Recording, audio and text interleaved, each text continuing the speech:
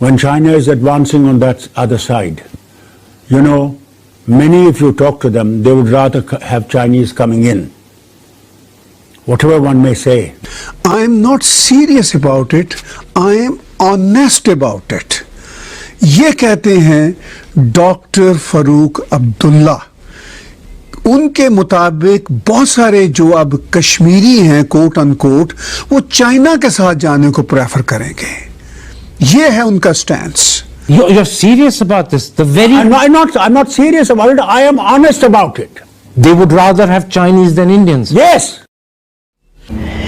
India के जो सांप हैं, जो जहरीले सांप हैं, इंडिया में जो पलते हुए सांप, वो अब अपने बिल से बाहर निकलते नजर आ रहे हैं। जी हाँ, इंडिया के जो गद्दार या दूसरे शब्दों में बोले, जो इंडिया के रोटियों पे पल रहे थे, इंडिया में रह कर के फ़ायदा उठा रहे थे, उनके दिन पूरे हो रहे हैं और वो अब बाहर निकल के आ रहे हैं अपने बिलों से जो वहाँ छुपे हुए थे। Fair you get videos from Pakistani news media.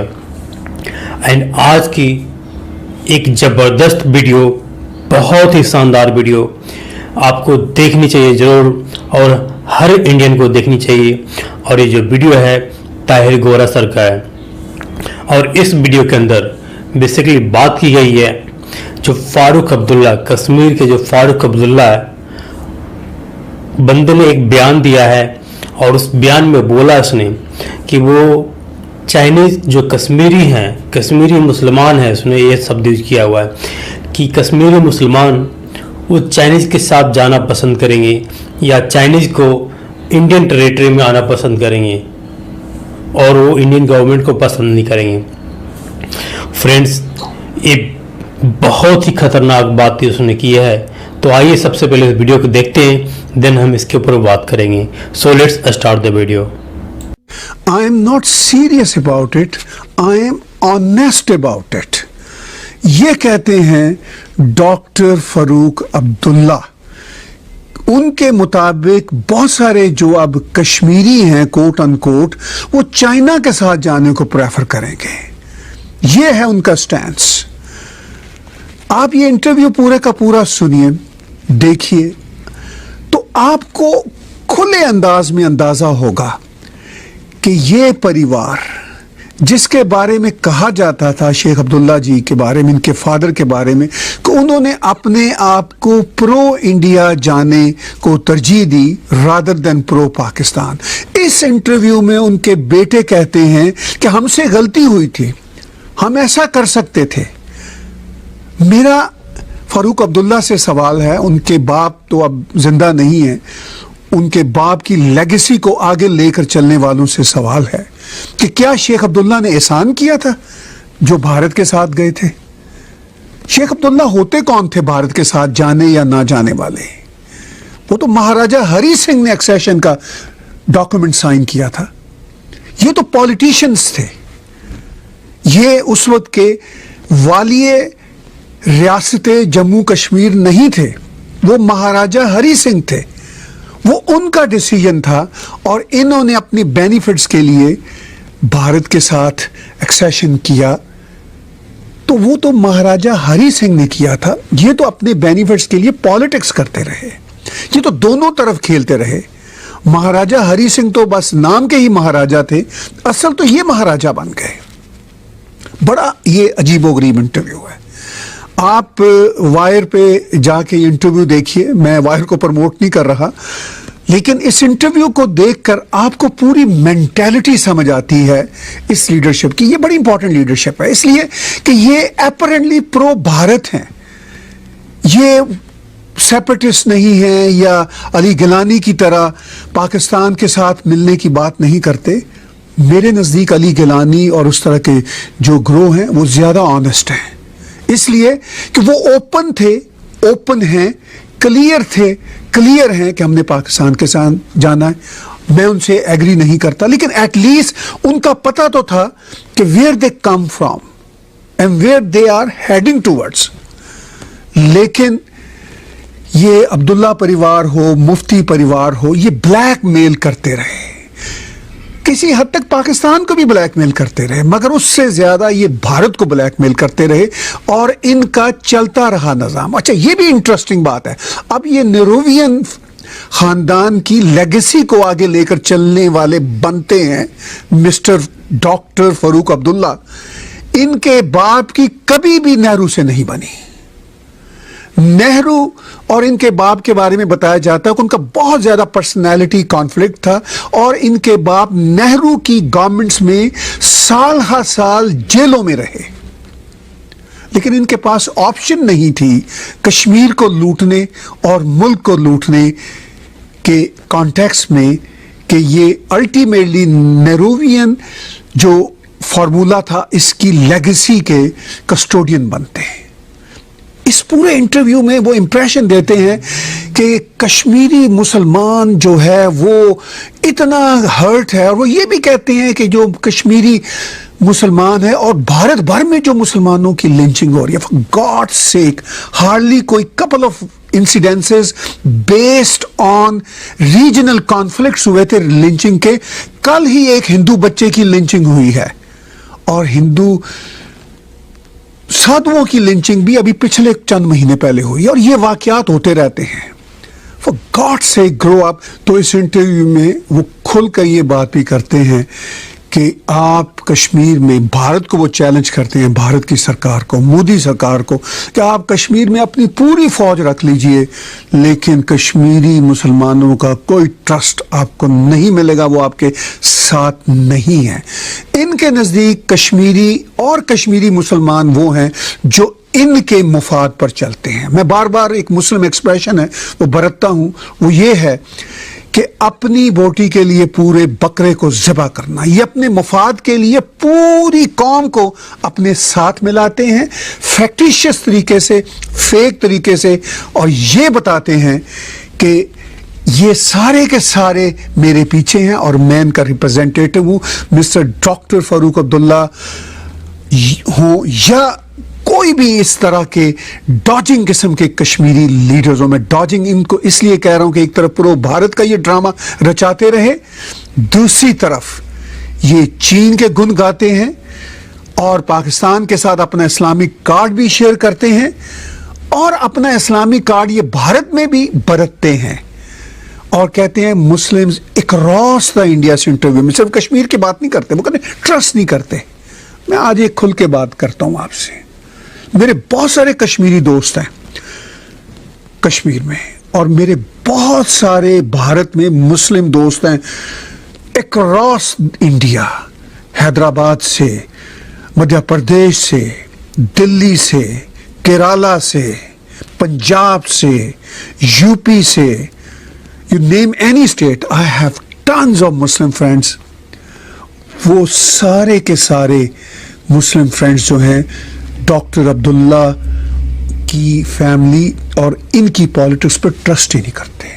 मैं जरा सख्त लफ्ज बरतूंगा, मुझे कुछ मुसलमान लीडर्स ने कहा हैदराबाद के, उन्होंने कहा इनकी वजह से हम कश्मीरी मुसलमानों पे भी ट्रस्ट नहीं करते। यानी ये डॉक्टर अब्दुल्ला और इनके साहबजादे उमर फारूक और इनकी लेगेसी को आगे लेकर चलने वाले ब्लैकमेलर ये इसलिए अपना ट्रस्ट खो चुके हैं कि ये एक्सट्रीम अपॉर्चुनिस्ट हैं और टू फेस रखने वाले लोग हैं। मैंने अभी बात की थी कि अली गिलानी साहब से मुझे कोई गिला नहीं होता, वो पता होता है उनका, वो एटलीस्ट ऑनेस्ट हैं। JKLF वालों ने जो टेररिज्म की वो ऑनेस्ट थे, कहते थे हम मिलिटेंसी करेंगे।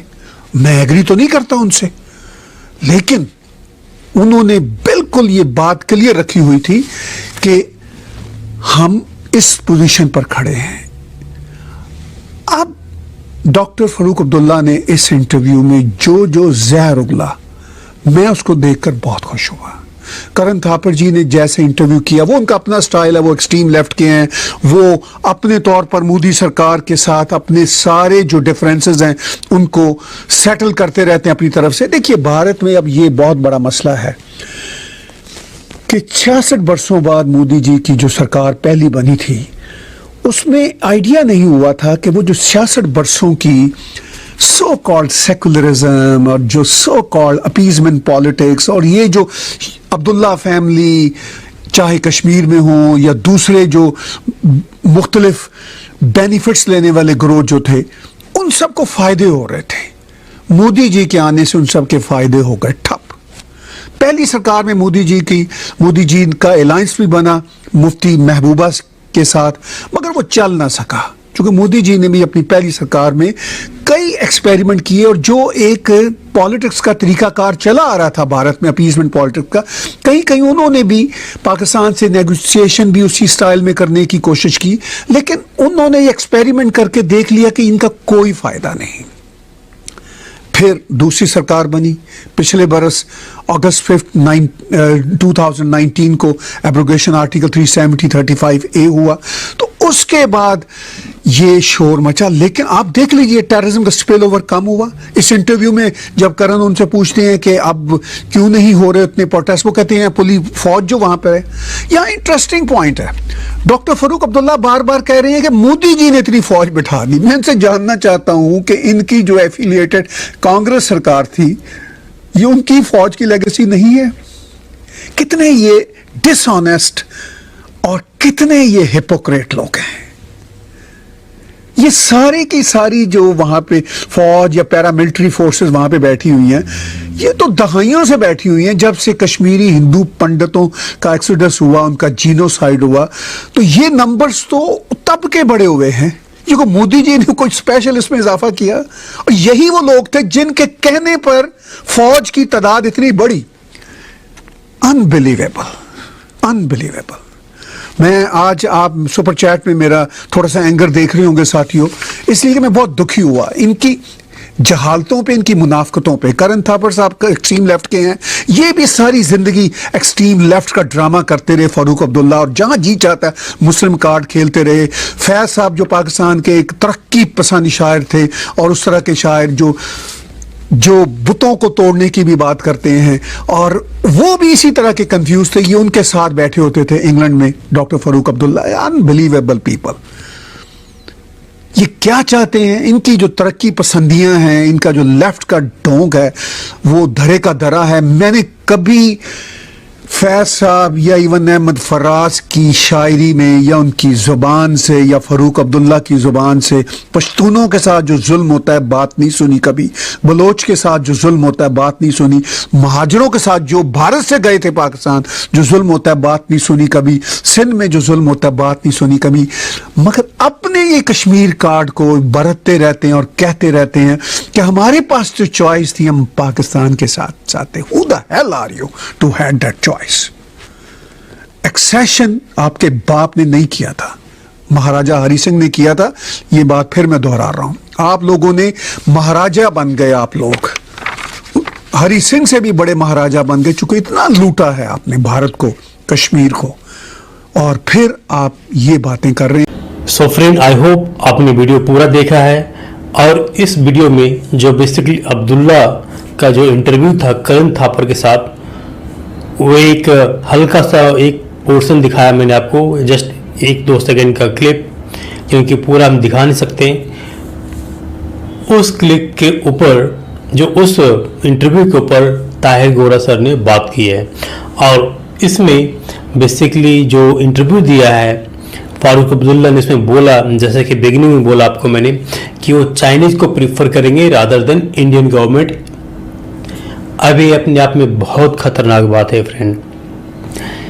इससे पता क्या लगता है, पता आपको, कि जो सांप, जहरीले नाग अभी तक इंडिया के अंदर पले हुए थे, छुपे हुए थे, वो फायदा उठा रहे थे, लेकिन अब मोदी गवर्नमेंट के आने के बाद से उन सभी को दूध मिलना बंद हो गया।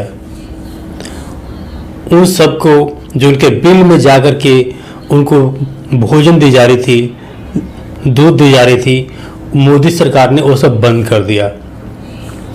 और अब ये जो जहरीले लोग हैं, अब वो अपने बिल से बाहर निकल के आए, क्योंकि उनको अपना कलर, असली कलर वो दिखा रहे हैं।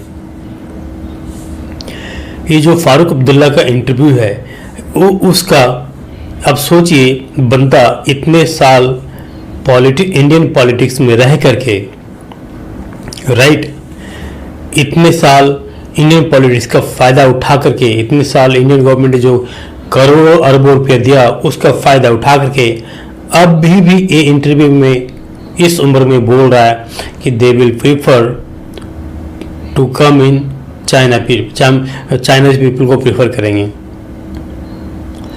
अब सोचिए, इससे बड़ा आपको जहरीला नाग और कहीं नहीं मिलेगा, राइट। और इस तरह के लोग इंडिया में आपको बहुत मिल जाएंगे देखने के लिए, जो अब छटपटा रहे हैं क्योंकि उनकी रोटी, उनकी दूध सप्लाई सब बंद कर दिया है मोदी गवर्नमेंट ने। और इसी वजह से, क्योंकि देखो आप फ्रेंड, वो अक्यूज कर रहे हैं मोदी गवर्नमेंट को कि मुसलमानों के खिलाफ हैं। तो मोदी गवर्नमेंट ने ऐसा क्या कर दिया? क्या है कि आजकल कोई मुसलमान का जॉब नहीं मिल सकता किसी को? क्या किसी को सड़क पर चलने की आज़ादी नहीं है? क्या किसी के पास बिजनेस नहीं है? सब कुछ एज चल रहा है जो पहले गवर्नमेंट में चल रही थी, राइट। लेकिन अब जो मोदी सरकार ने है, भारत सरकार ने है, उन लोगों को रोटी पानी देना बंद कर दिया है जो इंडिया के खिलाफ बोलते थे। नहीं तो बताइए, फारूक अब्दुल्ला को अभी बोलने की क्या जरूरत थी? मतलब इनके माइंड में शुरू से ही था ये, राइट, शुरू से ही था एंटी इंडिया। ये चुप थे, वैसे तो बोलते ही रहते थे बीच बीच में, राइट, लेकिन कहीं ना कहीं उनके ऊपर बेनिफिट लेने का दबाव था। वो जो पैसे मिल रहे थे इंडिया से, राइट, वो जो पैसे मिल रहे थे उसकी वजह से बीच बीच में थोड़ा सा प्रो इंडियन बातें कर देते थे, लेकिन असली कलर तो इनका अब निकल के आ रहा है। तो फ्रेंड, आई होप आपको ये वीडियो काफ़ी पसंद आया होगा। एंड आपको क्या लगता है इन लोगों के साथ क्या किया जाना चाहिए, आप मुझे कमेंट करके बता सकते हैं। So that's it from this video. We will meet in the next video. Till then, thank you, bye bye, जय हिंद, जय भारत।